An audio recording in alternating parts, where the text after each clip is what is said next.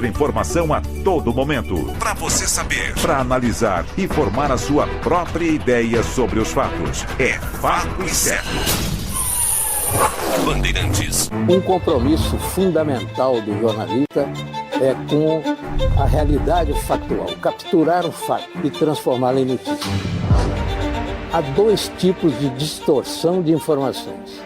Há um tipo de distorção muito perigoso, que é a distorção involuntária. É resultado da incompetência, da má apuração, da pressa no trabalho. A distorção involuntária ou voluntária tem que ser desmentida imediatamente, com uma diferença. A distorção voluntária é criminosa. Essa tem que ser punida imediatamente. O jornalismo de credibilidade, o jornalismo sério, o jornalismo que busca atender o interesse público, esse é um jornalismo que significa também um combate permanente às fake news. Duvide, cheque, não espalhe fake news. Grupo Bandeirantes, respeito pelo fato, respeito por você. Você está ouvindo o Rádio Bandeirantes Campinas. ZYO 260, FM faixa estendida 85,7. Rádio Bandeirantes, fechada com você, fechada com a verdade.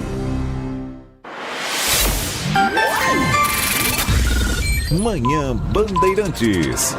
Oferecimento. Recap, Sindicato dos Postos de Combustíveis de Campinas e Região. Acesse recap.org.br. E Família Gianni, da nossa família para sua família. 10h mais 2 minutos, estamos iniciando mais uma edição do Manhã Bandeirantes, aqui na Rádio Bandeirantes Campinas. Para você poder participar com a gente, deixa eu passar aqui os nossos contatos. Nós estamos em todas as redes sociais, mas eu quero que você mande a sua participação, sua pergunta, pelo nosso WhatsApp, que é o 971021493, 971021493, e você nos ajuda a fazer o Manhã Bandeirantes até às 11h30 da manhã. Estamos aqui sempre na companhia do Danilo Capucci e também do Leandro Lopes, do timão do Gil Kleber, a gerência de jornalismo do Walter Sen, na direção geral é do Rodolfo Neves. Nós vamos começar o nosso programa de hoje falando sobre meteorologia. Nós temos aqui nos nossos estúdios uma das maiores especialistas na previsão do tempo, de todos os tempos, que é a Ana Ávila. Você precisou saber de alguma coisa com o tempo? Corre lá que a Ana Ávila fala pra gente. Ana, muito obrigado, viu, por ter vindo, ter aberto uma brecha na sua agenda. Sei que você está envolvida aí com teses de mestrado, mas abriu um tempinho para falar aqui com o ouvinte da Rádio Bandeirantes. Bom dia, muito obrigado por ter vindo. Bom dia, Edson. É um prazer estar aqui hoje com você. Ana, a primeira pergunta que eu queria fazer para você é o seguinte: como é que começou essa história de previsão do tempo? Sempre existiu isso? Eu ouvia falar que na guerra os aviões falavam, não, acho que vai chover aqui, acho que tem uma tempestade ali. Quando é que surgiu essa história de previsão do tempo? Bom, Edson, na verdade, a previsão do tempo é a ciência mais antiga da história, né? Desde o homem primitivo, no tempo das cavernas, ele já sentia a necessidade de olhar para o céu, o deslocamento das nuvens, o vento, né? Como que isso funcionava, porque ele aprendeu que se determinadas condições fazia com que ele conseguisse sair para caçar, para pescar com mais tranquilidade e às vezes nem tanto. Então isso foi trazendo uma curiosidade, né? Muito dentro dessa questão bem primitiva, e depois foi avançando a ciência, né? Tentando modelar, então, essas questões de vento, de sol, de nuvens. Então, a própria ciência avançou nesse sentido, né? Então, começou com essa curiosidade, digamos, desde o início aí da história da humanidade. Eu esqueci de dizer que a Ana Ávila é do CEPAGRE, da Unicamp, e o CEPAGRE, Centro de Pesquisas Meteorológicas e Climáticas Aplicadas à Agricultura.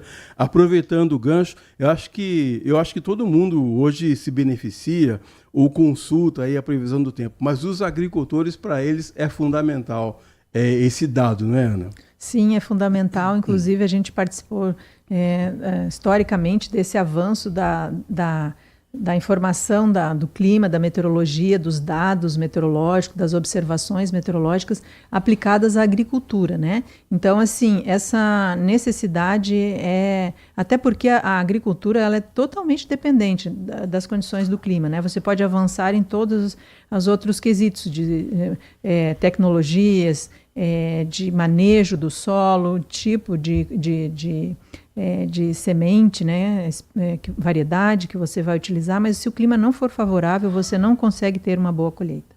E qual é o nível de acerto hoje aqui no Brasil, Ana? Porque você deve ter viajado bastante também, a Márcia Venitelli é agente de viagem, daqui a pouco a gente vai falar sobre isso também. Mas é impressionante, se você está em Nova York, por exemplo, e você vê a previsão do tempo, tá aquele maior solão, só de rachar mamona, alguém fala assim na previsão do tempo, olha, às 14h vai chover. Você pode pegar o seu guarda-chuva às 11:50 que vai cair o maior tropé. O acerto lá é muito, muito, muito perto da realidade. O nosso nível de acerto aqui, eu acredito que ele tenha melhorado bastante. Qual que é a nossa porcentagem de acerto hoje, Ana? Bom, Edson, hoje a gente tem depende muito da época do ano, do tipo de fenômeno meteorológico, né, e da escala que a gente quer a nossa informação. Então, por exemplo, nós temos aqui esse nível, por exemplo, que você falou de você estimar em poucas horas, é o chamado previsão imediata, ou nowcast. É um investimento, é uma ciência relativamente nova aqui no Brasil, né? E ela vem tendo um olhar assim, muito importante, até por conta dos eventos que vêm acontecendo com maior intensidade e frequência, né? Os eventos extremos. Né? Mas então varia muito essa relação do que a gente quer saber e a precisão que a gente quer. E esse acerto ele está muito relacionado ao investimento, né? Você precisa ter investimento alto. Então, por exemplo, outros países, né? Você citou aí o exemplo dos Estados Unidos, outros países que sofrem já historicamente pelos eventos severos, como furacões, tornados, então eles já têm um investimento muito alto nesse sentido, porque eles entendem que realmente a previsão é uma coisa que é muito séria, que você coloca as pessoas em risco, né? Então isso é uma coisa que está avançando mais aqui no Brasil e nós precisamos, por exemplo, daquilo que a gente a gente adquiriu agora, que foi um radar meteorológico, né? Então você precisa ter vários radares que são de custo alto, de alta manutenção, profissionais dedicados olhando ali para aquelas informações e traçar esses alertas com base nos eventos, né, diante de um acontecimento prévio. Então esse acerto a poucas horas ele está muito ligado à chamada previsão imediata. É isso que eu ia até falar para você. Eu me lembro, em outros lugares que eu trabalhei, a gente lembrava muito do professor Hilton Silveira, lá do CEPAG da Unicamp, e da gestão do professor Hilton. Até agora, você acabou de falar da aquisição desse radar meteorológico, a evolução também foi muito grande. A gente tem que ser leal para dizer isso, não é, Ana? Sim, a evolução foi muito grande, mas nós não podemos deixar absolutamente de lembrar o professor Hilton Silveira Pinto, um grande visionário, ele foi um grande precursor dessa área, né? E desde que a meteorologia tinha uma limitação muito grande, que o avanço veio paralelo a esse desenvolvimento tecnológico, né, de redes, de transmissão de dados, essa rapidez com que a gente precisa das informações. Então, o avanço computacional, então tudo isso fez com que a gente tivesse também esse avanço na meteorologia, né? E realmente nós temos tido essa felicidade, né, de ver esse avanço, sobretudo aí nesses últimos anos, crescendo bastante na nossa região, porque isso vem para a gente trazer um pouco mais de segurança, né, no momento que a gente tem as previsões mais assertivas. Mas é um investimento que demora, tem um investimento. A gente precisa se dedicar realmente para isso, mas felizmente as coisas estão avançando muito rápido. 10h09, estamos ouvindo a professora Ana Ávila, que é meteorologista do CEPAG da Unicamp.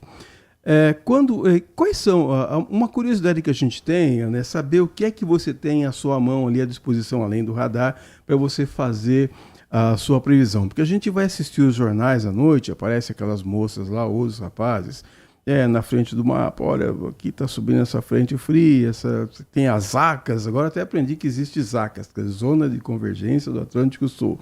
E essas ZACAS vão agir aqui, e tem um corredor de umidade, não sei de onde. Onde a gente começa a ver a previsão na televisão, lá no final a gente até esqueceu do começo de tanta informação. E A que horas você fica sabendo disso? Com quanto tempo de antecedência você fala, olha, eu preciso dar essa previsão aqui para o pessoal saber o que ele vai fazer amanhã cedo, por exemplo? Nós temos vários dados que nós precisamos consultar. Normalmente, o meteorologista previsor, aquele que está olhando para essas condições, ele está acompanhando. Então, por exemplo, você precisa estar diariamente acompanhando aquelas situações com base em dados meteorológicos registrados nas estações meteorológicas, nos diferentes pontos que mede chuva, temperatura. Então, por exemplo, o CEPAGRE, se você entrar na página do CEPAGRE, você vai ter acesso aos dados que ficam numa estação meteorológica ali na Unicamp. Então, está medindo chuva, temperatura, vento, né, a direção, a intensidade do vento. Então, a gente já fica online vendo aquelas informações ali, porque elas são transmitidas a cada 10 minutos, atualizadas, né, ali na página. Então, esses dados são extremamente importantes, a gente olhar para todo o Brasil, porque a meteorologia ela não tem fronteiras, então você precisa acompanhar todos os fenômenos ao longo, por exemplo, dependendo agora mesmo, tem uma frente fria que está chegando no Brasil, está lá no Uruguai, então a gente já está acompanhando, já está sabendo. Antes disso, a gente tem uma onda de calor aqui chegando. Então, a gente está acompanhando todos esses dados e vendo o que os modelos estão simulando para os próximos dias, né? Que são os modelos numéricos de previsão do tempo. Então, quando alguém pergunta assim, Ana, vai chover daqui a pouco? Aí eu falo, não, a gente tem que olhar. Então, eles acham que a gente olha para o céu e tem um diagnóstico. Não é assim. Os modelos numéricos de previsão são extremamente complexos, né? E eles rodam, então, nos dão essas informações com base nesses dados que são medidos. Eles vão simular as condições para as próximas horas, os próximos dias, e vão nos dar um cenário, né? Uma previsão, se aquela frente fria vai se deslocar ou não, a intensidade. Outra coisa que você falou são nomes, né? Na meteorologia a gente tem nomes muito técnicos e a gente até evita um pouco para poder facilitar a interpretação para a pessoa poder...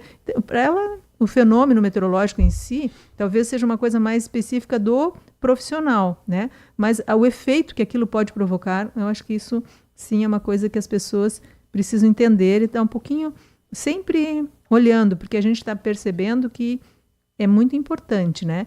Então, por conta dos eventos que vêm ocorrendo com mais intensidade. Mas a questão é essa, são os fenômenos meteorológicos, as diferentes escalas que eles acontecem, que a gente precisa estar acompanhando diariamente.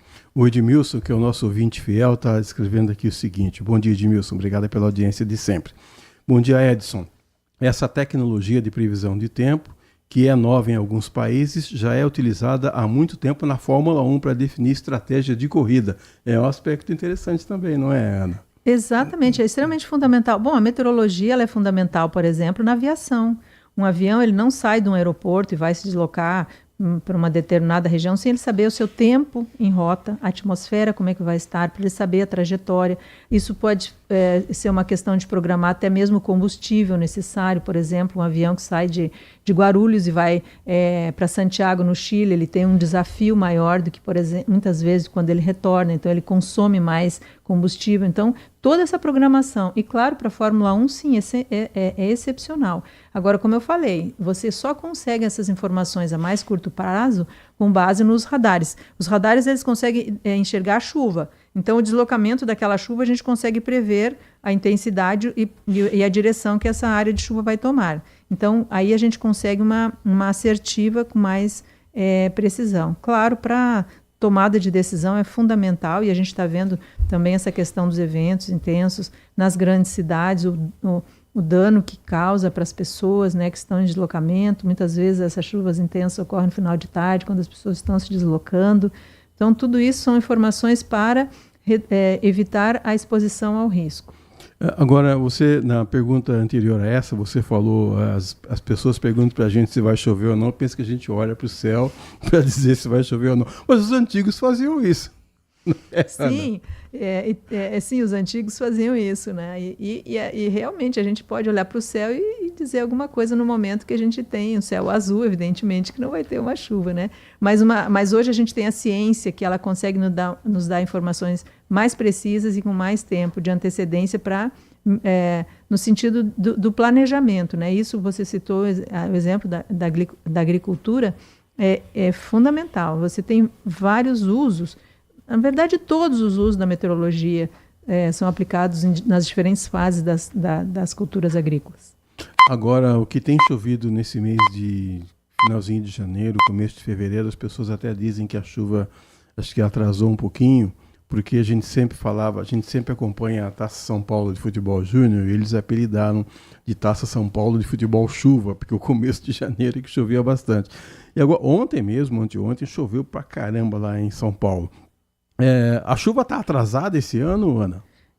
Está. A gente tem exatamente você falou no começo, né, as ACAS, né, que é a Zona de Convergência do Atlântico Sul, que ela é um fenômeno meteorológico que acontece no verão e está associado ao calor e à umidade ali da região amazônica que se desloca e se associa às frentes frias aqui no Sudeste. Felizmente, nós temos a floresta amazônica, que é a nossa provedora, digamos assim, desses sistemas meteorológicos que acontecem no verão aqui para nós. Então, o clima aqui ele é extremamente favorável, porque chove no verão, quando é mais quente, e de certa forma, e claro, ameniza esse calor, né? Então, a gente não tem um calor tão intenso. Então, a gente tem essa zona de convergência. Só que no começo de janeiro, ela estava um pouquinho mais a norte. Então, chovendo mais no norte de Minas, Espírito Santo, ali sul da Bahia, que estava a convergência de umidade indo para aquela região. Agora, chegou para nós aqui, o que é normal, porque a gente precisa de chuvas exatamente nos meses de verão. Eu não sei se eu não prestava atenção antes na previsão do tempo, mas, por exemplo, em alguns termos como El Niño ou Laninha, para mim são termos assim, não são inéditos, mas são relativamente novos. Nós estamos vivendo o que hoje? O El Niño ou Laninha? Nós estamos numa fase de laninha curta. Bom, o fenômeno El Niño e Laninha veio por uma história assim dos pescadores na região da costa do Peru, que eles, em determinados anos, eles percebiam que tinha menos pesca, né, menos peixes. Então, aí a ciência começou a fazer essa medição também, porque paralelo a esse avanço, né, dessas informações que a gente recebe são as medições, né? Então precisa medir a temperatura da água dos oceanos e ir comparando.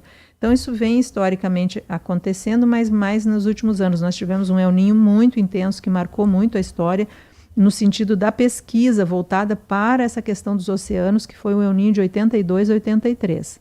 Depois disso, nós tivemos, evidentemente, outros El Niños e Laninhas, porque ele meio que oscila, e agora nós temos uma fase de Laninha.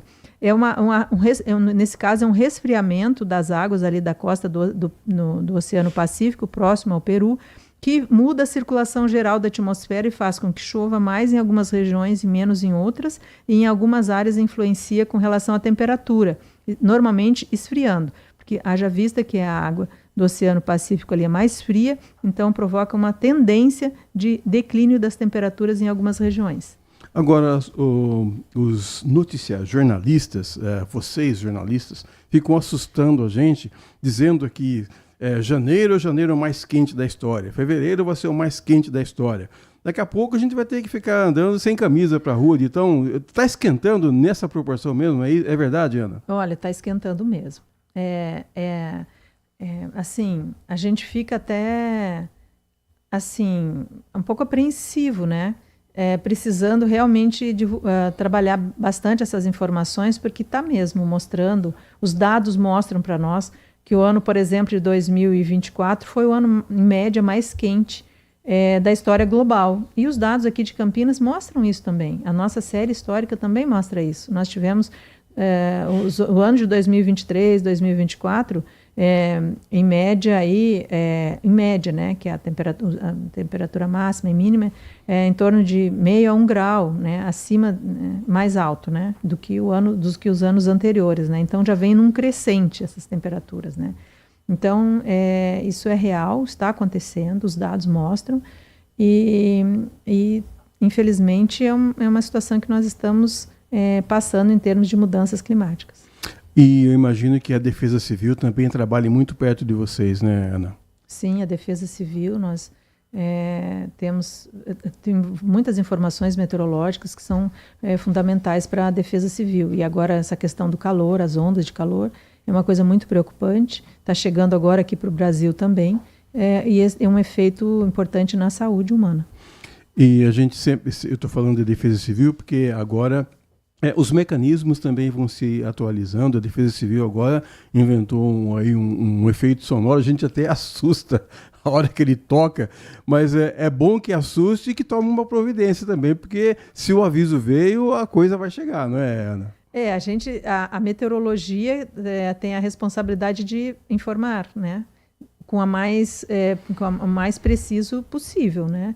Tanto para o evento extremo da chuva, né? Da tempestade, quanto para a onda de calor. Então, a meteorologia, nesse sentido, ela está se aperfeiçoando sempre para poder prover as informações com mais precisão e mais rapidez. E como é que a gente pode se interessar mais pela meteorologia, como o professor Hilton, como você? Tem um curso específico para isso? Na universidade tem uma matéria específica? Como é que é a história da Ana na meteorologia?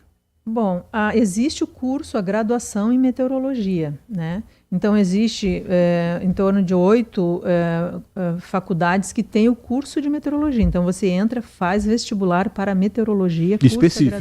Específico. Cursa o curso de meteorologia.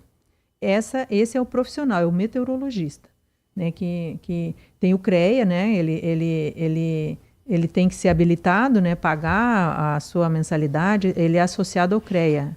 Né? Como se fosse um engenheiro. Como se fosse um engenheiro, exatamente. Então, para você exercer a sua profissão como meteorologista e dar um laudo meteorológico, alguma informação, você precisa ter um CREA, né? Então, é isso, você faz a graduação. Aqui no estado de São Paulo, nós temos uma faculdade em Bauru, uma faculdade que tem o curso de meteorologia, lá na Unesp, em Bauru, e outra na USP, que é uma faculdade, uma das mais antigas, né? Lá no IAG, na USP, tem a graduação em meteorologia, depois tem mestrado, doutorado, né? Porque na meteorologia você faz várias áreas, né? Por exemplo, como eu falei antes, a meteorologia aeronáutica volta um pouco para a parte de aviação, a marítima, né? Estudo a questão das navegações. Aí depois tem a meteorologia propriamente dita, que é a ciência da meteorologia, a própria agrometeorologia, que é voltada para a agricultura. Então, tem várias outras áreas e o curso básico é física e matemática. Ana, você falou dos Estados Unidos, lá, por exemplo, tem a temporada de furacões, temporada de tempestade, etc. Aqui, pelo menos no nosso espaço, a gente não tem isso. Mas tem que ficar sempre alerta. Alguns anos aí a gente teve um problema aqui na região do Parque Imperador, né, região de Sousas ali. São eventos extremos, em Indaiatuba também a gente já teve, são eventos assim extremos, como você falou, e que pega de surpresa também os meteorologistas, Ana? São situações que a gente está aprendendo a trabalhar. Como eu falei, a gente não tem historicamente, né, felizmente, por exemplo, nós não temos furacões, tivemos um em Santa Catarina, pegou os meteorologistas de surpresa, porque a gente não tinha, e era meio que inacreditável que teríamos um furacão atingindo a costa, e ele atingiu a costa. Então, assim, teve toda uma história em cima disso. Aqui em Campinas também, né, aquele fenômeno severo que aconteceu aqui, né, em 2016, foi no inverno, totalmente atípico. Nós tivemos um junho, assim, totalmente fora do esperado, né? Foram vários eventos severos, né, que aconteceram, né? E a gente está aprendendo a trabalhar com isso. Então, dependendo, porque por exemplo, furacão, tornados, microexplosão, são fenômenos de curtíssima duração e de muita intensidade, né? Então, assim, muitas vezes é muito difícil até uma previsão, você praticamente acompanha o fenômeno já em formação. E como eu falei, sem radar a gente tem uma dificuldade muito grande de identificar esses fenômenos. A gente vê a nuvem, vê o potencial dela, mas a formação do fenômeno ele é visto, né, até por conta do tipo de giro, se o giro está no sentido horário, se está ascendendo rapidamente, né, descendendo assim os ventos. Então, assim, tudo isso a gente consegue, mesmo assim, é de curta duração, então praticamente a gente acompanha a sua formação. Não posso deixar de perguntar isso para você, qual que é a tendência dos próximos dias? Se é que você teve tempo de consultar os mapas, de consultar também os radares. Teve tempo de fazer isso já hoje, Ana? Bom, nesse caso eu teria que ter consultado os mapas, porque os radares eles só enxergam a chuva numa área restrita. Então, quando está chovendo ali, ele está enxergando, digamos assim, né? Então, no caso, não está chovendo, ele não estaria dando uma informação nenhuma. Mas a previsão agora para os próximos dias, a gente tem bastante calor, né, aqui para nós. Nossa, é verdade, veio uma onda de calor aí. Eu confesso para você que hoje eu não atualizei a informação para ver exatamente com grande precisão. Mas sim, a gente está esperando bastante calor, porque a gente está no verão aqui no hemisfério sul, o sol muito intenso. Se a gente tem alguns dias sem uma chuva mais frequente, a temperatura sobe muito mesmo. Ana Ávila, meteorologista do CEPAG da Unicamp, olha, muito obrigado, tenho certeza que o nosso ouvinte ficou feliz com uma aula que você nos deu aqui, viu só, Márcio, como que é, os entrevistados aqui são batutas, viu? Muito obrigado, queria que você voltasse sempre, que você tenha sucesso no seu trabalho, sucesso no trabalho que você faz, que é muito importante para todo mundo, não há uma pessoa na face da Terra que não dependa hoje da meteorologia. Eu agradeço demais o tempo que você dedicou aqui ao ouvinte da Rádio Bandeirantes, e pelas explicações, pela aula que você nos deu. Muito obrigado, volte sempre. Muito obrigada, foi um prazer e um excelente dia para você e para todos. 10h25, Manhã Bandeirantes faz um rápido intervalo. Conversamos com Ana Ávila, meteorologista da Unicamp. Daqui a pouco a gente volta, o intervalo é rápido. Até já. Manhã Bandeirantes. Assista a Rádio Bandeirantes Campinas no YouTube. Jornalismo e esporte da sua cidade ao vivo e as transmissões de Ponte Preta e Guarani. youtube.com/Rádio Bandeirantes Campinas. Inscreva-se em nosso canal, ative as notificações e acompanhe a Rádio Bandeirantes onde você estiver. Rádio Bandeirantes, fechada com você, fechada com a verdade. Consumidor, muitas vezes, a qualidade do combustível que você coloca no tanque do seu veículo pode ser tão diferente quanto o preço que você paga por ele. Por isso, procure abastecer em postos de sua confiança e exija sempre o cupom fiscal. É seu direito e a sua garantia. Recap, Sindicato dos Postos de Combustíveis de Campinas e Região. Acesse recap.org.br. Agora, notícias da hora com as notícias locais, nacionais e internacionais direto da redação da Rádio Bandeirantes.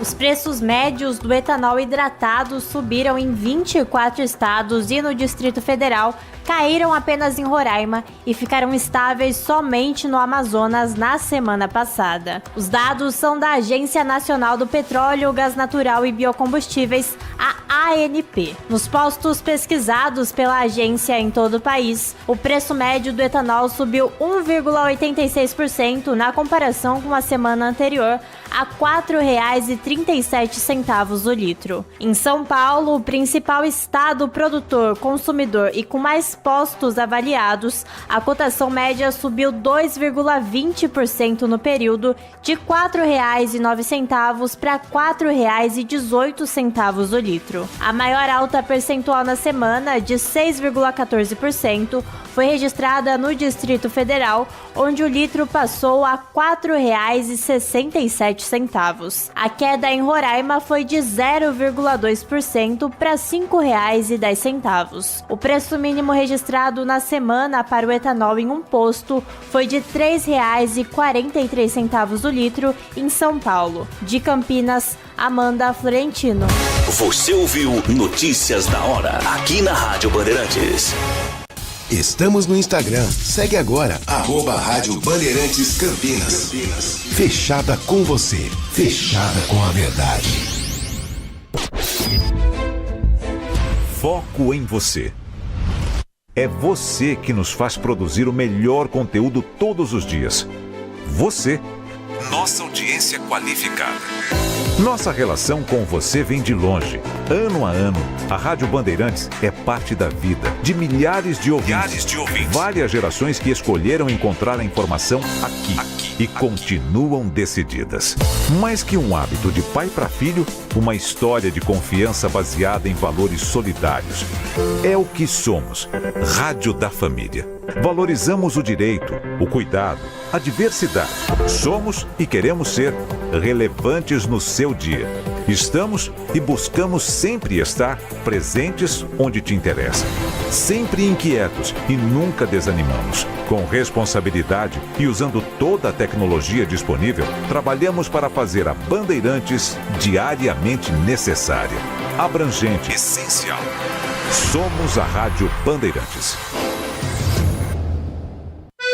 Aprecie os sabores da Itália no restaurante com a vista mais bonita da cidade. Aqui, cada prato é uma verdadeira experiência, criada com paixão, tradição e um atendimento que faz você se sentir em casa. Tudo isso entregue em um ambiente acolhedor e muito charmoso. E para levar nossas massas artesanais para sua mesa, visite nossa rotisserie ou peça pelo delivery 19 3294 2087. Família Giani, da nossa família para a sua família. Manhã Bandeirantes.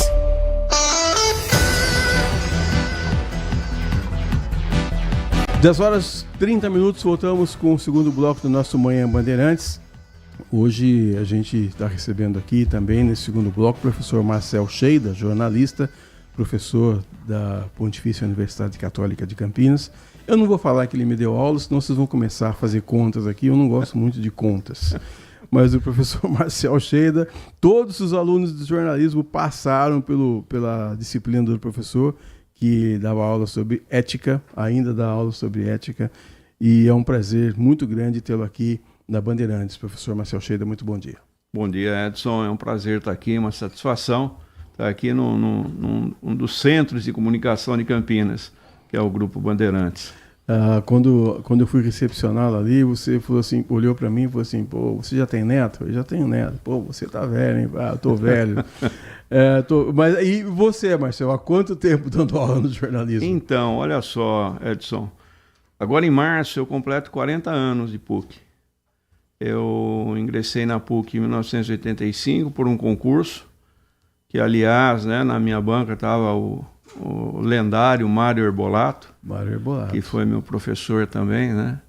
E o Mário Herbolato foi um jornalista assim referencial, não só na área da pesquisa, né, do estudo do jornalismo, tem várias obras que são fundamentais, né?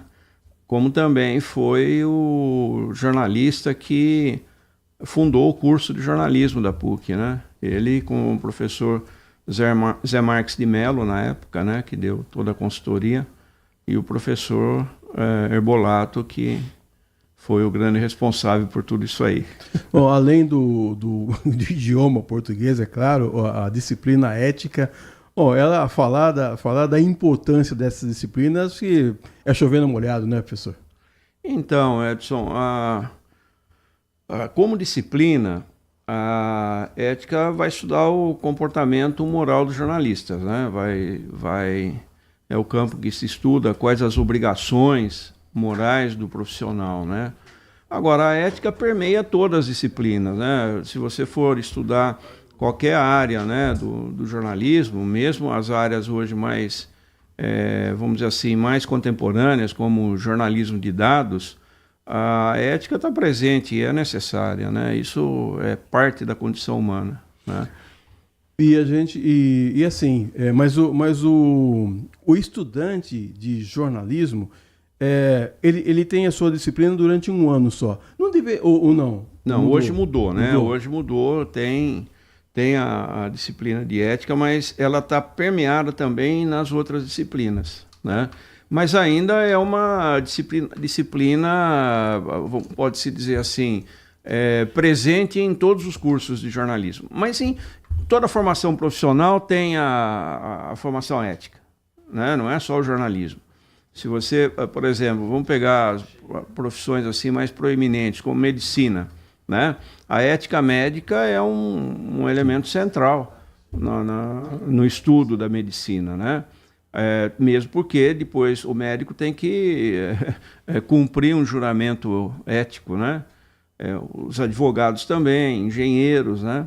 Nós temos todo o pessoal da RP, a Márcia que está aí dizendo, fez RP, também tem a ética. Eu não me lembro quem que dava ética na sua época, mas também eu lembro que tinha.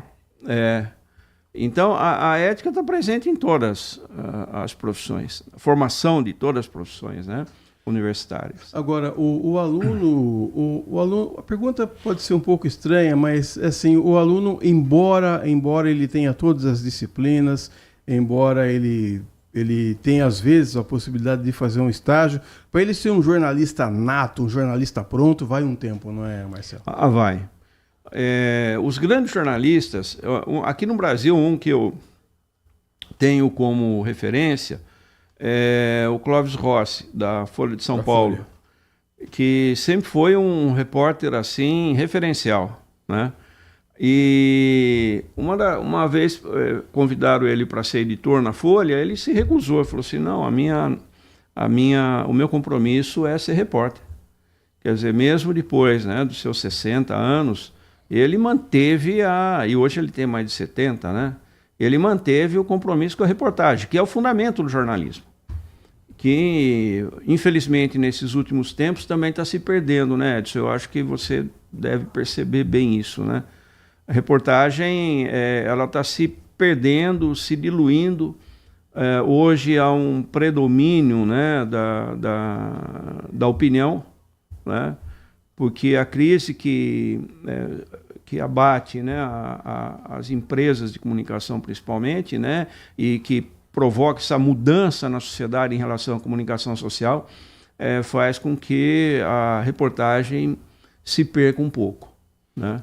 E ela é essencial. Se você pensar eticamente no jornalismo, a reportagem é essencial, né? Ela é a base do exercício do jornalismo. Sem ela não se faz jornalismo, né?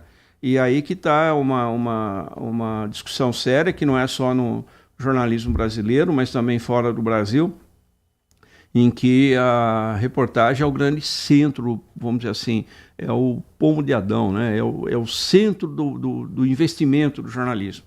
E reportagem, o investimento é alto, né? Você acha que para ser jornalista, o cara tem que ter dom? Então, Edson, isso é uma discussão que hoje eu pouco vejo essa discussão, mas é uma pergunta ainda muito oportuna. À medida em que vai ocorrendo grandes mudanças culturais e comportamentais na sociedade, vai se mudando a percepção do indivíduo em relação ao mundo do trabalho, né? Por exemplo, hoje, se você pegar as gerações nativas digitais, elas não entendem o jornalismo como nós entendemos, que a nossa geração entende. A ideia de jornalismo deles é focado nas redes sociais, né? E o conteúdo jornalístico está muito impregnado pelo entretenimento. Então, eu vejo essas novas gerações, quando eu converso com elas, né, e pergunto que jornais que vocês leem. É muito raro alguém responder que lê um jornal. Livro, então... Esquece. Percebe? É claro que tem aqueles que leem e-book, né? Os livros digitais. Mas o que está acontecendo... Mas isso não é um problema do jornalismo. Isso é um problema da sociedade brasileira. O brasileiro está cada vez lendo menos. Recentemente saiu uma pesquisa aí, ano passado, que dá mais de 50% dos brasileiros entrevistados nunca leram um livro. Então, isso é grave para a formação cultural, para a formação intelectual da sociedade, principalmente das novas gerações, né? E por quê? Porque nos últimos tempos, com o advento da internet, as grandes mudanças políticas que houve no país, eu estava conversando com o Walter Sena agora, né? Ele dizendo da dificuldade das grandes empresas de jornalismo entrar no mundo da internet, né? Mas o que acontece nos últimos tempos é que se criou todo um conceito de rejeição. O pessoal usa a palavra de forma geral, que é o sistema. Quem que é o sistema? O sistema é a escola, é a política, de certo modo é a igreja tradicional e os meios de comunicação tradicionais. Então, essa cultura que está vamos dizer assim, se popularizando, principalmente nas novas gerações, de rejeitar as instituições tradicionais de formação de conhecimento. Então, por quê? Porque há um estímulo hoje à individualização. Então, o sujeito, diante de uma tela de computador, sozinho, ele crê que ele consegue conquistar o mundo, né? Ele consegue conhecer tudo, aprender.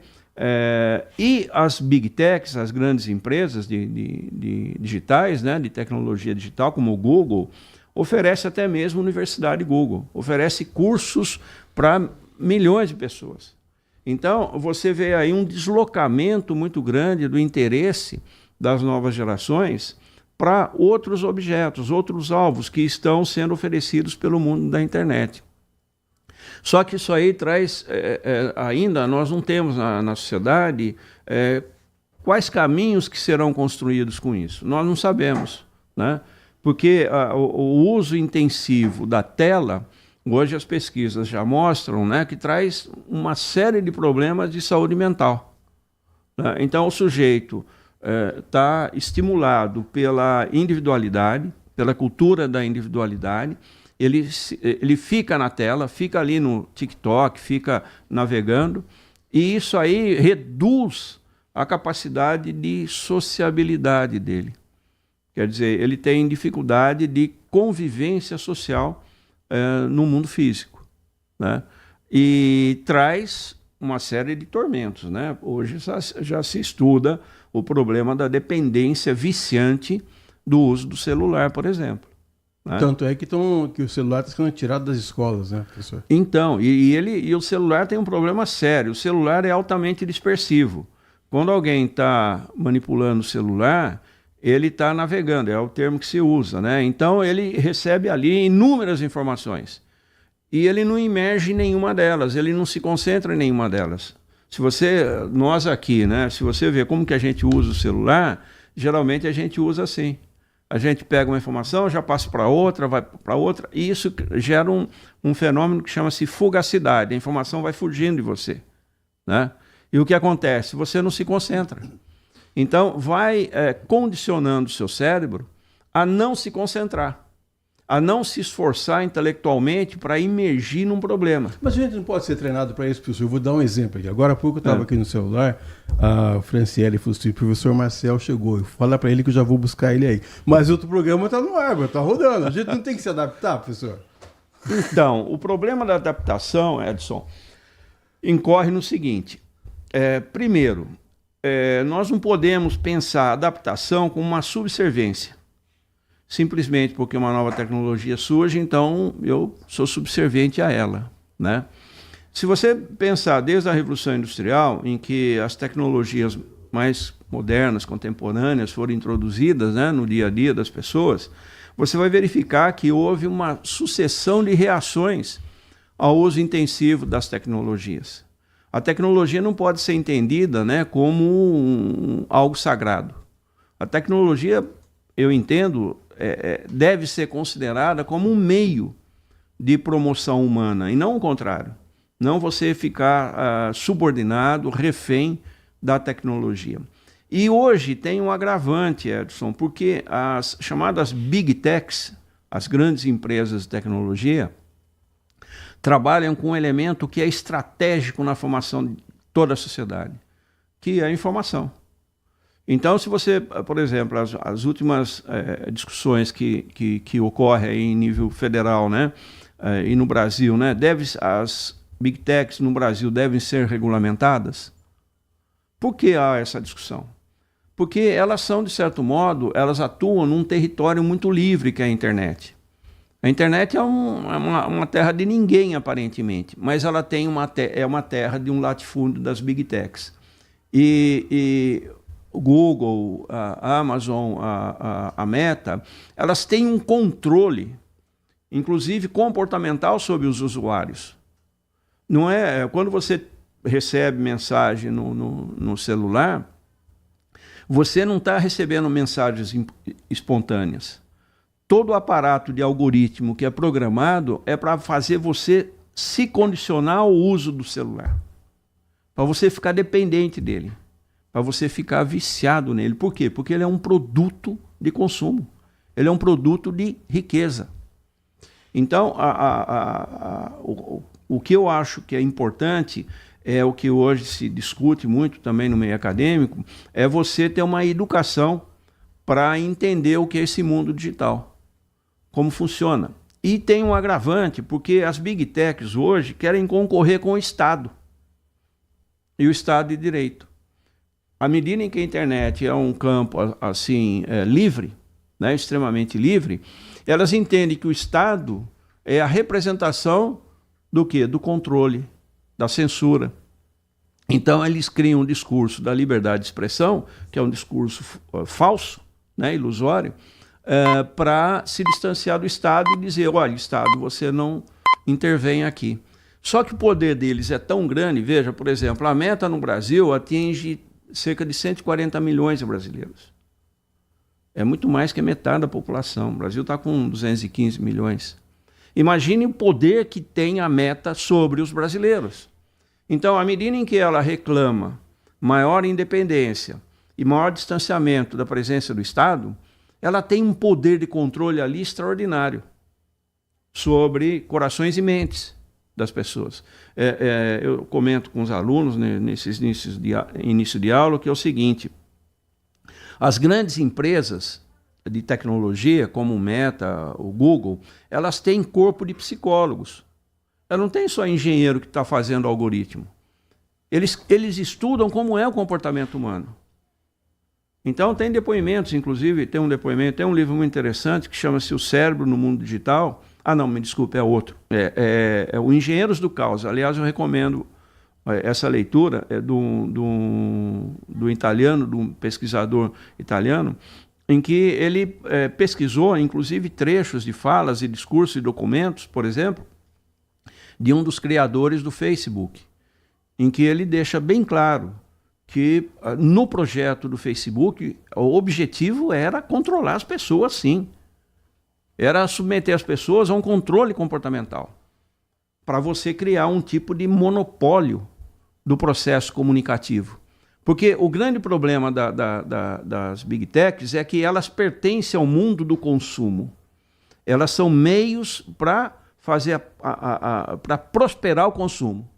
E elas, então, adquirirem, né, por meio do consumo dos serviços dela, a riqueza, claro. Né? Agora, como que nós, da velha guarda, professor, podemos nos encaixar nisso? Vou dar um exemplo para você. A Carol, minha neta, vai fazer 11 anos. Aí, outro dia, eu vi uma camisa lá, eu estava interessado em comprar uma camisa numa dessas lojas aí e todo mundo sabe, não precisa falar o nome, todo mundo sabe qual que é. E aí ela falou assim, vovô, o que você está fazendo? Eu falei, eu vou comprar uma camisa. Ela falou, então faz o seguinte, vovô, pega, coloca na sacola, mas não compra ainda. Dá uma olhada na opinião dos outros clientes. Se for um vendedor bom, aí então você tira da sacola e compra. Pô, a menina tem 10 anos, Marçal. E agora eu quero completar. Os meninos que têm vindo fazer estágio aqui na Band, pô, esses caras e essas meninas fazem 3, 4, 5, 10 coisas ao mesmo tempo. Eu faço uma e olha lá, mais ou menos. Mas eles não. Eles têm uma... eu não sei se com a mesma qualidade, porque a atenção é muito dividida, como você falou, mas eles fazem. O que é cobrado deles, eles entregam. Eu não consigo, Marcelo, eu não consigo. Eu faço uma coisa, eu estou conversando com você aqui, estou olhando se tem algum outro entrevistado chegando aqui, mas é o máximo que eu faço. Não fico respondendo, não fico fazendo nada. A gente não tem que se adaptar? Então, mas o que é essa adaptação? O que eu entendo é o seguinte, o cérebro do jovem é muito diferente do nosso cérebro. Ai, meu Deus, né? De novo isso. Então, é claro, e eles vão chegar no que nós somos hoje, né? Eu estou com problema de DNA, Marcelo, DNA, data do nascimento DNA. antiga. Mas o cérebro jovem tem muito mais essa agilidade, né? Agora, o grande problema, Edson, é que algo que a gente sabe e que está presente, né? Quantidade não é qualidade, né? Uhum. A quantidade não é qualidade. Quer dizer, ele pode fazer várias coisas ao mesmo tempo, mas não tem qualidade. E hoje tem um fenômeno que é o seguinte, eles contam muito com o uso da tecnologia. Então, por exemplo, eu posso fazer várias coisas ao mesmo tempo usando inteligência artificial. Quer dizer, o que eu fiz é uma manobra de ferramenta. Eu não investi o meu intelecto, de certo modo, né, na produção de algo que tenha maior densidade, maior intensidade. Eu jogo, e é uma característica da internet. Você recebe, por exemplo, se você rodar, fazer o looping aí, que fazem geralmente no TikTok, Reels, você tem um monte de informação ali. Mas nenhuma você imerge, nenhuma você interpreta a fundo. Elas vão fugindo. Então, o que acontece com isso aí? Isso aí tende a gerar um problema emocional muito grande, que é a chamada ansiedade. As pessoas hoje, uma característica das novas gerações é a ansiedade. Por quê? Isso que você disse aí, eu consigo fazer uma coisa me concentrando nela. Por quê? Você ainda não foi tomado pela ansiedade. Mas à medida que você tem várias coisas para fazer ao mesmo tempo, bate a ansiedade.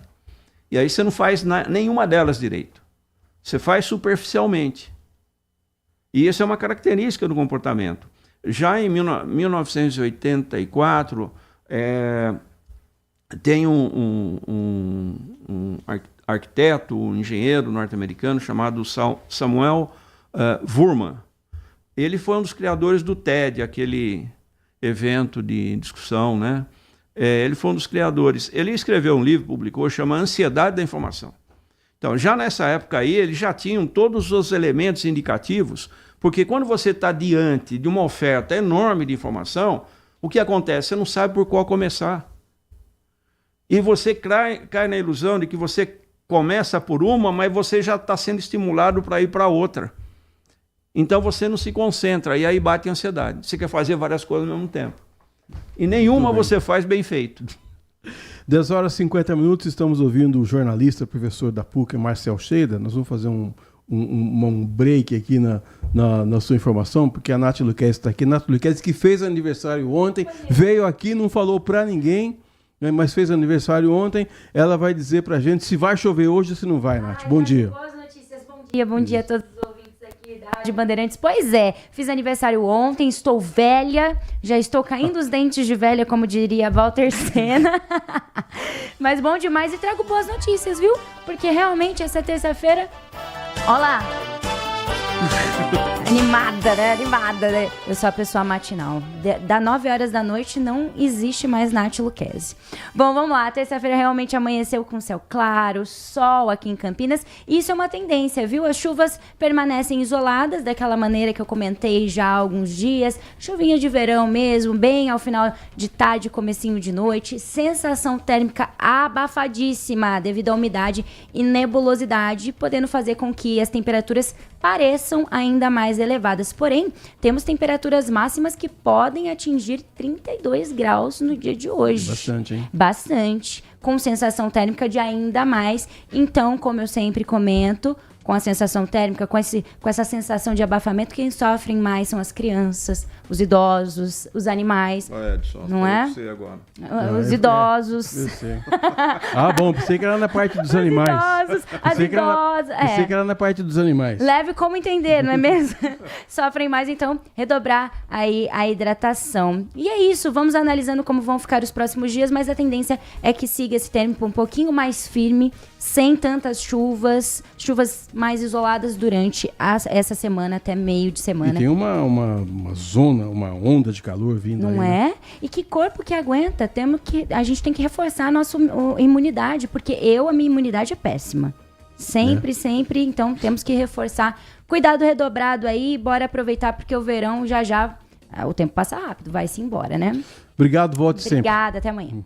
Essa foi a Nath Luquezzi com a previsão do tempo. A gente está conversando aqui com o professor Marcel Cheida, 10 horas e 53 minutos. Professor, eu queria perguntar para você, você falou aí de 40 anos dando aula. A faculdade mudou, os alunos mudaram, os professores também mudaram? A mudança sempre ocorre, né, Edson? A geração de professores que você teve oportunidade, né, de estudar, praticamente se foi, né?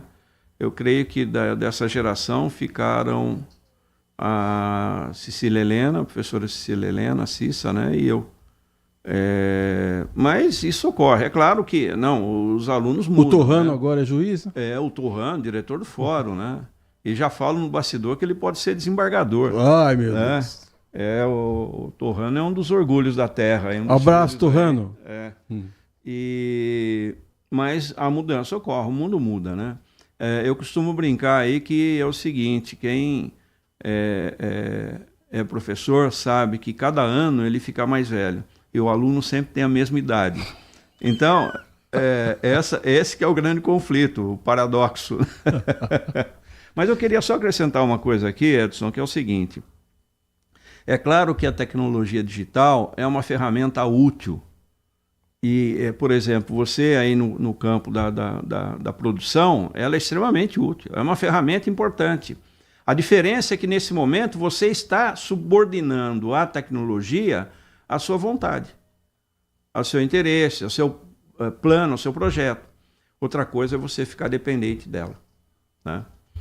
Então, a adaptação é isso, quer dizer, como que eu controlo a tecnologia para ela ser útil para mim.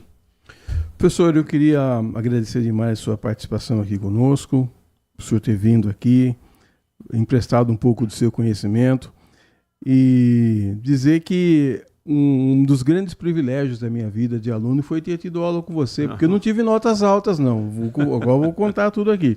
Não tive notas altas não, mas os conhecimentos adquiridos foram muito importantes.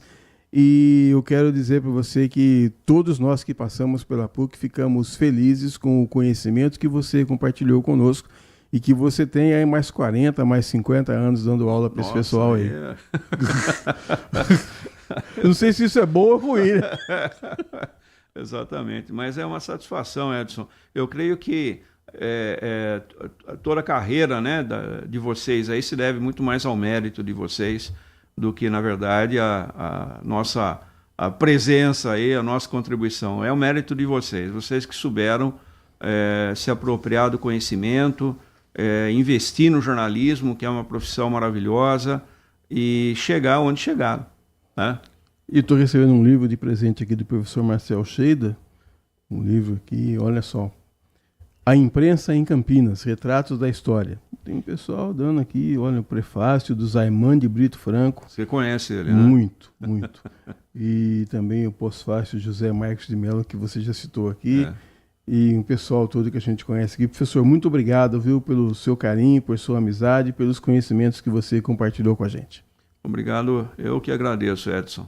E dou aqui um abraço a todos os ouvintes da Bandeirantes. 10h56, vamos a um rápido intervalo. Daqui a pouco a gente volta com mais informação aqui no Manhã Bandeirantes. Você está ouvindo Manhã Bandeirantes. Oferecimento Recap, Sindicato dos Postos de Combustíveis de Campinas e Região. Acesse recap.org.br. E Família Gianni, da nossa família para sua família. Siga a Rádio Bandeirantes Campinas também no Facebook, uma página completa com conteúdo sobre tudo que acontece na nossa região e, claro, informações de Ponte Preta e Guarani. facebook.com/Rádio Bandeirantes Campinas. Fechada com você, fechada com a verdade.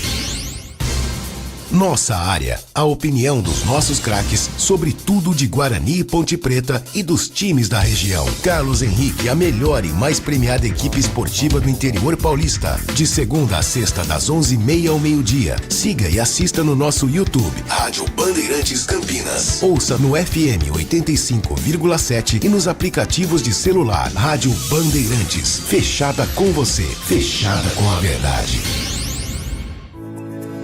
LG Mota Imóveis. A imobiliária campeã em vendas apresenta LG Mota Meg Store, o shopping de imóveis de Campinas e região. Uma mega estrutura no coração do Cambuí, na Avenida Coronel Silva Teles 387, esquina com a Rua Coronel Quirino. São 60 empreendimentos no mesmo lugar, direto dos principais incorporadores do país. São imóveis comerciais e residenciais. Para moradia ou investimento, nosso telefone é 19 3722 7740 e nossas redes sociais, @LG Mota Imóveis. Assista ao programa Circuito Imobiliário todo sábado, às 8h30 da manhã, na Band Mais TV. E ouça na Rádio Bandeirantes toda sexta e sábado, às 10 da manhã. O nosso maior patrimônio é o nosso cliente.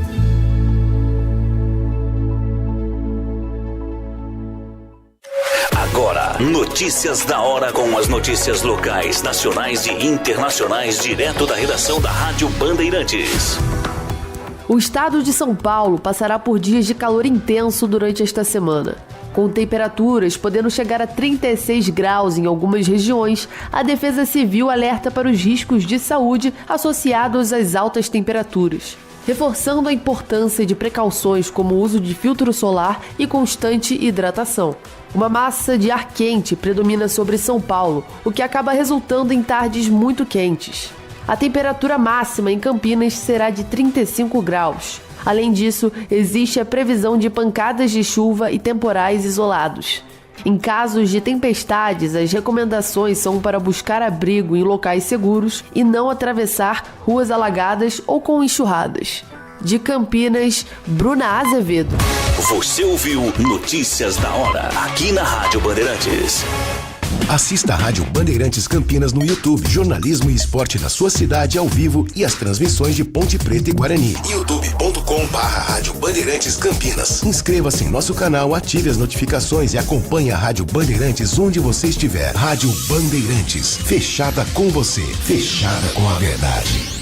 Manhã Bandeirantes. 11 da manhã, Manhã Bandeirantes. Agora nós vamos falar sobre viagens. A nossa convidada aqui é Márcia Venitelli, agente de viagens, e ela vai dizer pra gente como é que nós podemos fazer para viajar com o dólar alto do jeito que tá. Márcia, bom dia, obrigado por ter vindo. Bom dia, Edson, bom dia a todos. É muito bom estar aqui, ter essa oportunidade. Bem legal. Então, como é que a gente faz, Márcia, para viajar? Como é que você planeja uma viagem? Você vai guardando dinheiro aos pouquinhos, vai lá, conversa com a gente. Como é que a gente faz para viajar principalmente para o exterior, com o dólar, né, do jeito que está, né? Sim, com o dólar atual, eu acho que a melhor coisa é o planejamento. Você prever a viagem com uma antecedência. A questão de você comprar a viagem em cima da hora, isso sempre traz custos, independente de ser pelo Brasil, fora. Qualquer momento que você comprar uma viagem em cima da hora, muitos dizem, eu quero aproveitar as últimas oportunidades, as promoções. Quero aproveitar o verão. Quero chegar lá e conseguir viajar em cima da hora. Eu acho que isso é o pior cenário.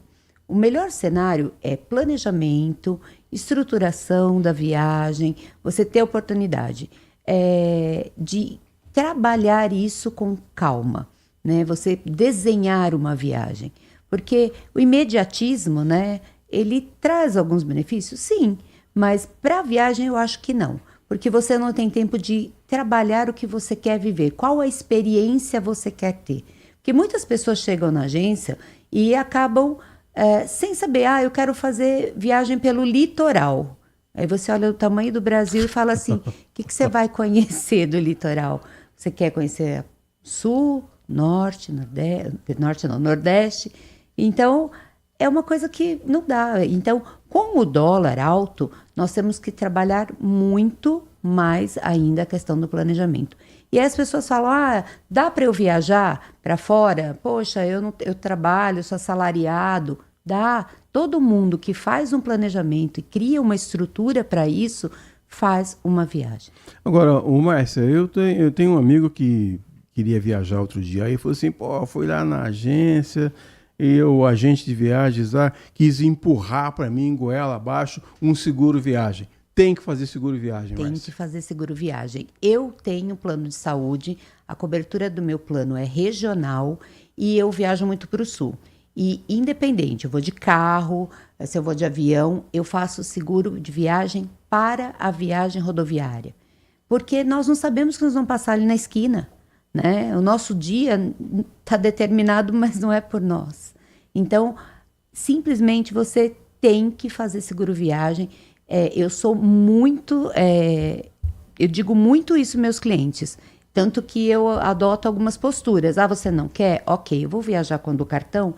Sim, eu sou muito explícita. Podem acontecer coisas que você não consiga pagar. É simplesmente isso. Porque você tem questões que são reembolsáveis, tem coisas que não são reembolsáveis. E o que você menos precisa nesse momento da tua viagem é passar por uma situação que você vai ficar constrangido de onde eu vou arrumar dinheiro, como que eu vou pagar isso. E os seguros, a maioria deles são por cobertura. Então, você aciona, passa como passa num plano de saúde tradicional e não tem um gasto. O Márcio, agora com o presidente Donald Trump resolvendo dificultar a vida dos estrangeiros, a gente pode viajar aqui pelo Brasil também, né? Que destino é bom para viajar aqui no Brasil, que você recomenda? Eu gosto. Vou falar, por exemplo, pro Nordeste, vai. Para ajudar você, para filtrar. Eu amo Maceió. Eu acho que é uma cidade que ela tem muito a oferecer, ela tem um litoral maravilhoso. E Maceió é uma cidade que você passeia por ela com mais facilidade, né? Você tem, lugares deslumbrantes. Recife também é muito legal. Natal, eu acho que o que dificulta hoje em dia é o aéreo, né? Porque o litoral, nossa, é divino. Apesar do Donald Trump, se eu quiser viajar para os Estados Unidos, mas eu não tenho visto, a sua agência, Mundo Meu, pode ajudar a pessoa a tirar o visto? Sim, nós ajudamos, nós temos pessoas especializadas para trabalhar com isso. Nesse momento, porque o visto mudou a semana passada, né? Durante a pandemia, quando houve a abertura do consulado, né, para atendimento de novos vistos, ou renovação dos vistos, houveram 48 meses para você fazer isso, né? Você tinha um prazo da data do vencimento do teu visto, 48 meses. A semana passada isso mudou e voltaram a ser os tradicionais 12 meses pós o vencimento. Então, quem está prevendo viajar precisa se acelerar.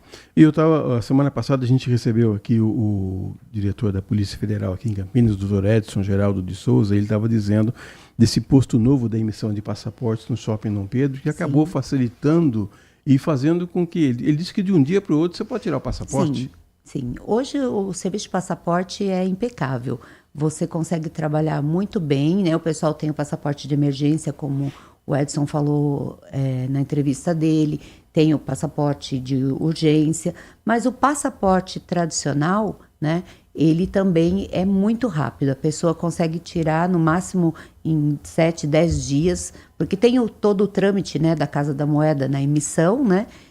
Mas é muito ágil hoje fazer isso. E uma coisa que as pessoas confundem muito, você não renova passaporte. A gente ouve muito isso. Eu preciso renovar. Não, você precisa ter o primeiro passaporte e você tira um novo documento. Você não renova? Você não renova, você renova visto. Márcia, por exemplo, se um pai quiser viajar com o filho sem a mãe ou a mãe sem o pai, é possível? Pode, não pode? Sim. Não pode ir escondido, né? A gente não pode contar para os menores, né, acima de 12 anos, que eles podem viajar sozinhos, mas... Não fala que ninguém nos ouça. Que ninguém nos ouça, mas você pode, existem autorizações especiais, é muito simples de tirar os cartórios, na internet você tem muita informação sobre isso e muitas pessoas se confundem na hora de providenciar essa documentação, que é obrigatória. E outra coisa que eu queria perguntar para você também, esse negócio de vacina, você vai viajar e a pessoa pede, vacinar, poxa. Você tem que se precaver. Eu acho que vacina, que nem a vacina da febre amarela. Tem muitas pessoas que viajam para os Estados Unidos via o Panamá. E aí, quando chega no Panamá, deu uma pane no avião. E você não está com seu certificado. Por quê? Eu vou para os Estados Unidos e não tem nenhuma obrigatoriedade. Mas quando você chega no Panamá e teu avião parou, você vai precisar pernoitar aqui. Se você não tiver a vacina da febre amarela, se você não estiver com o teu certificado, o que vai acontecer? Você vai dormir no aeroporto, havendo a possibilidade de ir para um hotel naquele país. Então, a informação é o principal mecanismo para quem vai viajar. Para onde você vai, como você vai, né? E esse conhecimento que você vai agregando é muito bom. E vacina é importantíssimo. Última pergunta para você, Márcia. Você organiza grupo lá para idosos? Não, a pergunta pode parecer em causa própria e é. Não, assim, não é uma tradição da empresa trabalhar com grupos, mas é uma vontade muito grande, né? Pós-pandemia eu trabalhei mais com empresarial, mas eu vou dizer para você, grupo é uma coisa muito agradável, e podemos pensar, né? Tem bastante gente que nós conhecemos da nossa idade, né?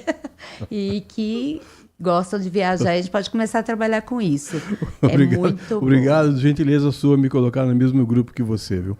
11 horas mais 10 minutos, estamos conversando com a Márcia Venitelli, que é da agência Mundo Meu. Quem quiser fazer uma viagem segura, quiser viajar com tranquilidade, quiser fazer um contato com você, faz como, Márcia?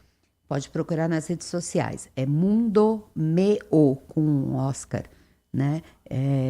Ou Márcia Venitelli também, é um sobrenome que é fácil de achar ali. Muito obrigado, volte sempre. Olha, será um prazer, viu? Gostei demais.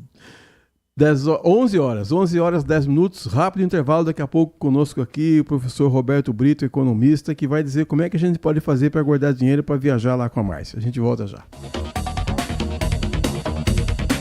Manhã Bandeirantes.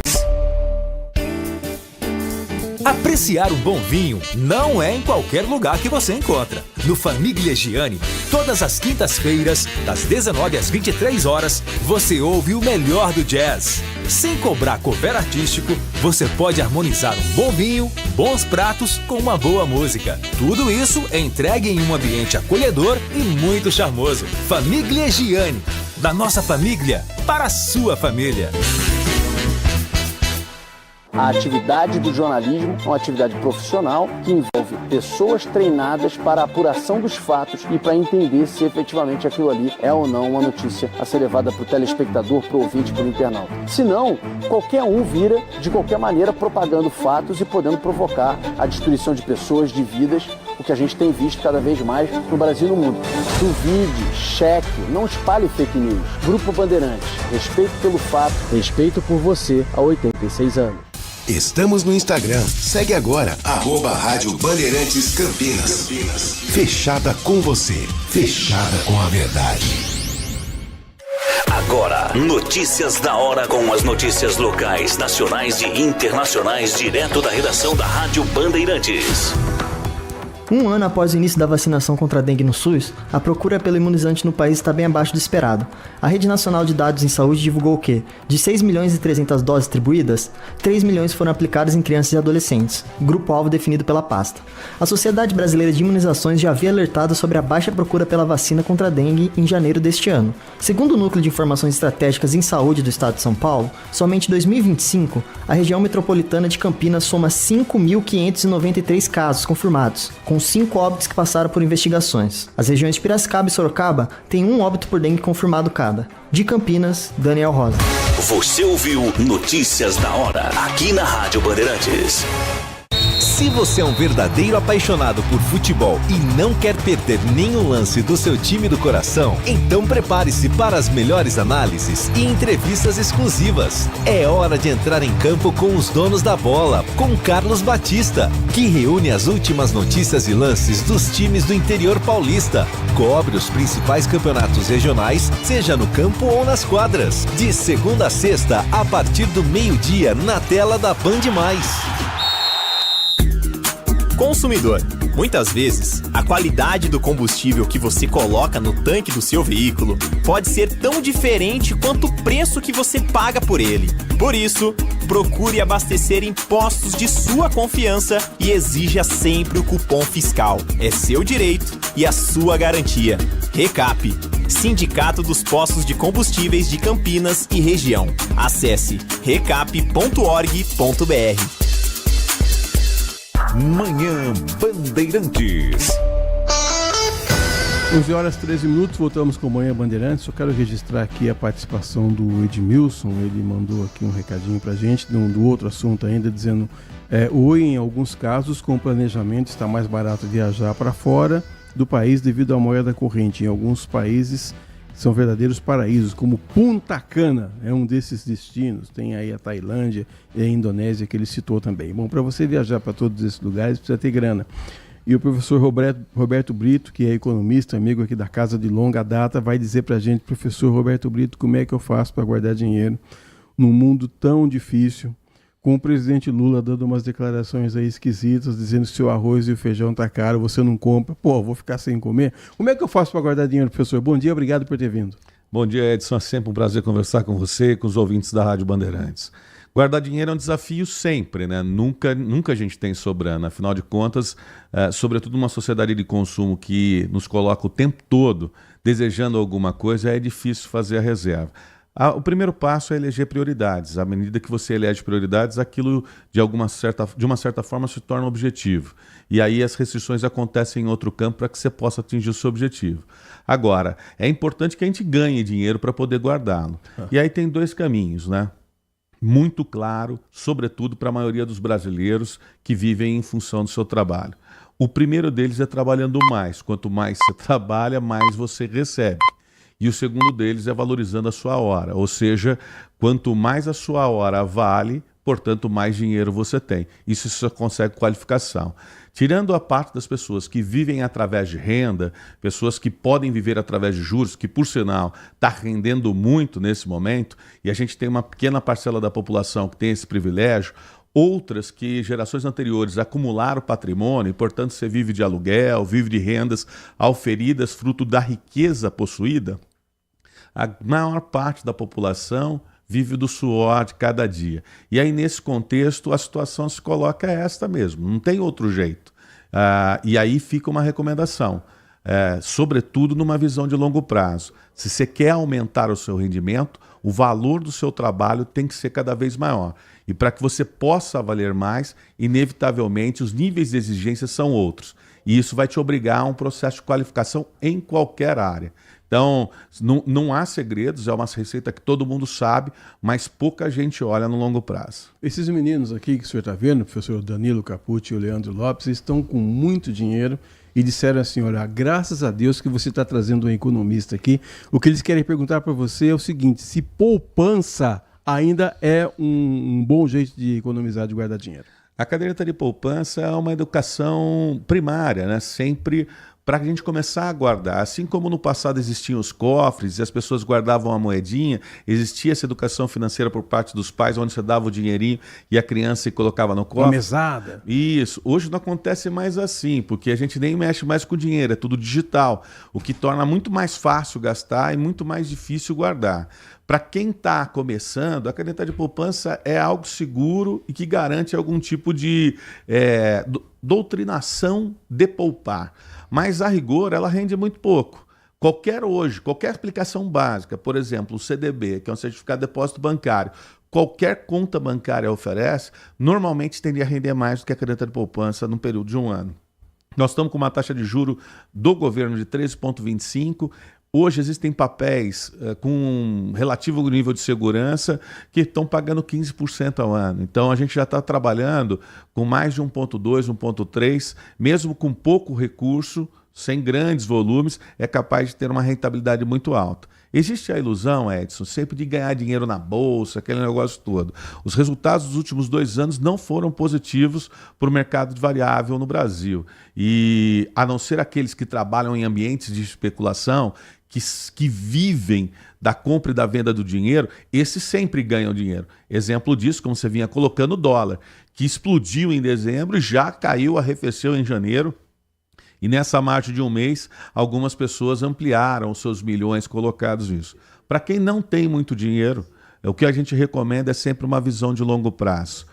Vá poupando devagar em ambientes seguros, de acordo para grande parte da população, em aplicações ao FGC, Fundo Garantidor de Crédito, onde as coisas podem acontecer de maneira ruim, um banco quebrar, uma empresa não sustentar, mas o governo garante. Para quem tem mais do que isso, o que a gente recomenda é uma diversificação.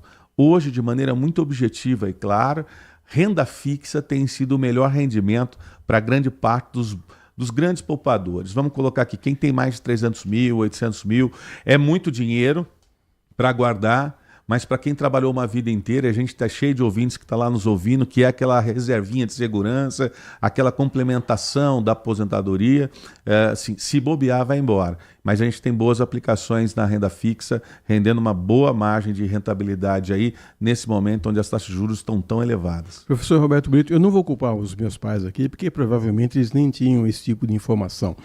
Mas hoje a gente tem Eu nunca tinha ouvido falar, por exemplo, na época em que eu trabalhava, comecei a trabalhar em previdência privada. A gente não tinha esse tipo de preocupação. Eu queria que você falasse um pouco sobre esse tipo de investimento. E assim, o casal teve um filho hoje, já começa a guardar dinheiro para pagar a faculdade? É assim que funciona? Sem dúvida. Com muita sinceridade, eu fiz isso com o meu filho. O meu filho hoje tem 22 anos, ele está formado, mas a gente começa a pensar na faculdade, evidentemente, sobretudo, né, as famílias que têm essa preocupação, né, em duas coisas principais: a moradia, a educação, a saúde também entra com isso, né? Então, a gente já começa a preparar o futuro no momento que a gente sabe que a gente vai ter um filho. Então, essa possibilidade permite com que a gente consiga poupar pouco, mas de maneira regular, a longo prazo. Nós estamos falando de 18 anos, 17 anos, que garantiria, de alguma forma, pelo menos o início, dependendo do curso que a gente estiver trabalhando. Alguns cursos são muito caros. Medicina, hein? Medicina, para que a gente possa formar alguém em medicina, Edson, eu já fiz os cálculos, isso fica algo em torno de mais de R$1 milhão, em alguns casos R$1,5 milhão. É impossível. Parece impossível, mas as pessoas se formam em medicina. Se ela olhar para trás, ela não sabe como. É importante saber que existem ajudas nesse sentido. Programas de fomento, fontes de financiamento externa, existem programas públicos que de alguma forma postergam o pagamento. E um médico, depois de formado, ele sempre, pelo menos neste momento, tem trabalho e consegue ressarcir os investimentos que foram feitos. Agora, mais importante do que a questão da recuperação pecuniária, do dinheiro que você pôs, do que ele voltou, é a realização da pessoa como tal. Ou seja, alguém que deseja ter uma profissão e não consegue por uma inviabilidade econômica financeira, pode se tornar uma pessoa frustrada para o resto da vida. E aí, mesmo que você não tenha o sucesso financeiro que se espera daquela profissão, a autorrealização é algo que não tem preço. 11h21, estamos ouvindo o professor Roberto Brito, já chegando aqui na parte final do nosso Manhã Bandeirantes. Devia ter trazido você aqui ontem, o Roberto, porque ontem venceu a primeira parcela do IPTU aqui em Campinas. Eu quero saber de você, paga o IPTU com cota única, com desconto, ou pago em 8 vezes, como o prefeito Dário está deixando a gente pagar? Do ponto de vista pragmático, eu sempre opto pelo desconto, né? Acho que sempre vale a pena e é uma dor de cabeça a menos, porque é muito fácil deixar dessas parcelas deixarem de ser pagas. Isso vem multa, vem juros, normalmente essa conta chega no momento que a gente está despreparado. Como você já está no começo do ano, resolve todos esses problemas e passa isso incólume. Porque é o seguinte, Edson, as pessoas às vezes postergam, né? A procrastinação é uma coisa natural no brasileiro. Eu vou dar um exemplo, IPVA. As pessoas não pagaram IPVA ou não vão pagar, de repente chega no final do ano, o cartório na sua carta, na sua casa, cobrando emolumentos, nome sujo. Isso é um problema seríssimo. Você paga muito mais do que você deveria pagar e muitas vezes com a faca no pescoço. Então a minha recomendação é falar assim, liquida essas coisas, vira a página e vamos trabalhar indo para frente. Se não há possibilidade, o pagamento parcelado é uma delas. Normalmente quem paga parcelado são sempre locatários, né? Que não sabem se os contratos serão renovados ou não, e aí é natural que você não quite o imposto e vá pagando ele ao longo do mês junto com o seu aluguel. Me parece ser uma medida razoável e inteligente do ponto de vista econômico. Bom, janeiro já foi para a roça, né, professor? Mas vamos pensar, ainda bem que eu trouxe você hoje, então o que eu posso planejar 2026? Janeiro de 2026 vai ter IPVA, IPTU, material escolar e outros tantos IPs aí. Então o jeito é guardar, fazer uma reservinha lá, é o jeito. Sem sombra de dúvida. A parte ruim de ter patrimônio é que ela tem despesa. Todo mundo quer ter carro, todo mundo quer ter casa, mas ninguém quer pagar imposto. Então toda vez que a gente faz a aquisição, do outro lado tem um ônus. E aí qual é o ônus? Então a gente tem que se preparar para isso. Isso é importantíssimo, Edson, porque assim, muitas vezes a gente sonha com prêmios, o prêmio da Mega Sena, outros prêmios de loteria, e agora com essa avalanche das bets. Você vai me dizer que é difícil ganhar na Mega Sena agora. Eu vou dizer para você que é improvável, mas não é impossível. Nós tivemos vários ganhadores aqui da região, inclusive alguns deles meus clientes, e posso dizer a você o seguinte: existe, é possível. O que, na verdade, a matemática acaba constatando é que grande parte dos grandes ganhadores são jogadores compulsivos, que jogam com frequência volumes importantes de dinheiro. Coisa que a gente não recomenda, uma vez que a improbabilidade é maior do que você ter conseguido. Agora, uma coisa é certa, ninguém vai ganhar se não jogar. Achar um bilhete premiado no chão me parece quase impossível, né? Então, não há uma recomendação para isso e há um cuidado muito grande, porque a economia brasileira, o brasileiro assumiu esses jogos de bets aí. Isso que eu ia falar, essa era a última pergunta. Virou uma febre, professor. Eu diria assim, uma epidemia. Isso é gravíssimo. Isso, inclusive, para você ver o nível de quanto é grave, a Associação Brasileira de Supermercados, dos varejistas, já sofreu impactos na venda de arroz e feijão em função do volume de gastos com esses bets. Inclusive, né, frustrando gerações que estão apostando nesse foguetinho, nitgreen, nessas coisas todas, em detrimento do estudo e do trabalho. É um cenário que se apresenta terrível e que a gente precisa educar a população sobre isso. Professor Roberto Brito, nosso convidado hoje aqui para falar de economia. Professor, quem quiser... Você dá aula de economia, não? Sim, atualmente sou professor na PUC Campinas, diretor da Faculdade de Ciências Econômicas e começamos a aula ontem, né? E os alunos estão retornando aí, um grande abraço para todos eles. E os seus alunos são bons alunos? Eles anotam tudo isso que você está falando ou chega em dezembro e já esqueceu tudo? As novas gerações, elas têm mais contato com informações, né? Tem potencial para serem melhores do que aqueles que antecederam. Agora, a gente trabalha com grupos grandes, a heterogeneidade é uma coisa comum dentro da sala de aula. Da mesma forma como a gente tem talentos, a gente tem aqueles que a gente precisa pegar um pouco mais no pé. Você também tem algum escritório de contabilidade? Eu tenho a minha empresa, que é a Oikos, Finanças, Economia e Gestão Estratégica. Tem um Instagram para o pessoal acessar? Tem, a gente pode acessar lá a Oikos. Estamos lá à disposição para poder tratar dos assuntos de economia, se esse for interesse, pessoa física ou pessoa jurídica. Tá bom. E para quem consulta aqui de graça, hein? Imposto de renda, também quem não sabe fazer imposto de renda, o seu escritório também ajuda? Não, mas a gente tem uns parceiros de contabilidade, muita gente óbvio. Boa que trabalha na área. Tem resultado para tudo. Não, é que assim, você está num segmento de negócios, os problemas eles são constantes e quem tem parceiro nunca fica na mão, né? Aquilo que a gente sabe fazer bem, a gente faz bem, aquilo que a gente não sabe fazer, a gente contrata quem sabe. Muito obrigado, professor Roberto Brito, economista, professor de economia da PUC Campinas, usando uma aula aqui também, 11 horas e 26 minutos. Estamos chegando aqui ao final do nosso Manhã Bandeirantes. Você certamente vai continuar aqui com a nossa audiência, porque vem aí o programa Nossa Área, ainda repercutindo, né, o derby. O pessoal tá bravo com o Klaus, viu? O pessoal tá muito bravo aí com o Rafael Klaus. Marcou um pênalti para a Ponte que não deveria ter marcado. Os pontepretanos acham que foi pênalti, os bugrinos acham que não foi pênalti. Mas a equipe do Carlos Batista vai contar direitinho para você continuar nessa história, né? Agora disponibilizaram também a conversa do VAR. Você aí vai longe. Você ouve o VAR, ele fala um passo para lá, um passo para cá, pôs a mão, não pôs. Tudo isso a equipe de esportes do Carlos Batista vai contar para você. Nós estaremos de volta amanhã, às 10 da manhã, com mais um Manhã Bandeirantes. Um grande abraço, até lá, fiquem com Deus.